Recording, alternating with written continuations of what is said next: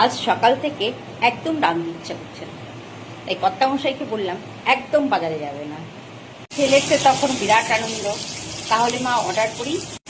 আমি বললাম অর্ডার করা জিনিস তো আমি খাবো না, আজকে তোরাও এই খাবারই খা। ছেলের বাবা বলছে তুমি ভুলে গেলে আজকে তো সানডে। তখন বলল দাঁড়াও না বাবা, দেখো না মা আজকে কি রান্না করে। এরা দুজনই কিন্তু আমার উপর খুব ভরসা করে। তখন আবার ভাবলাম যদি এদের ভালো না লাগে।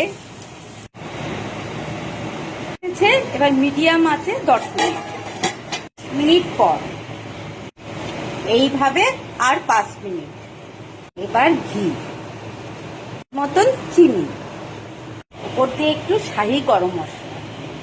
এবার আবার 5 মিনিট চাপা দিয়ে দিই। সাথে করে নিলাম রায়তা। কেমন হয়েছে বাবা? বেশ হয়েছে।